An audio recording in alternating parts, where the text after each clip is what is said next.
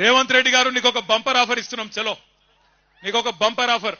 నువ్వు అంటున్నావు కదా నేను కుల గణన చేసిన బీసీలందరూ సంతోషంగా ఉండ్రు, నేను రైతు బంద్ వేసిన రైతులందరూ సంతోషంగా ఉండ్రు, రైతు కూలీలకు పైసలు వేసిన వాళ్ళు సంతోషంగా ఉన్నారు, అందరు ఇండ్లకు కాయిదాలు ఇచ్చిన పేదోళ్ళందరూ సంతోషంగా ఉన్నారు అంటున్నావు కదా.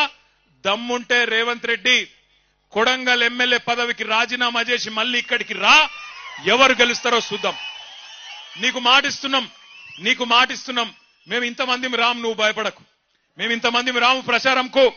మా పట్నం నరేందర్ రెడ్డి నామినేషన్ వేసి ఇంట్లో కూర్చుంటాడు, బయటికి కూడా రాడు. మేము జిల్లా నాయకులం కొంతమందిని తిరుగుతాం. గెలుసుడు కాదు నేను చెప్పేది. 50,000కు ఒక్క ఓటు తక్కువ వచ్చినా నేను రాజకీయ సన్యాసం చేసి మళ్ళా రాజకీయంలో కూడా ఉండా. ఇది వాస్తవం. ఈరోజు కొడంగలే కాదు రాష్ట్రం మొత్తంలో వాస్తవం ముఖ చిత్రం ఇది.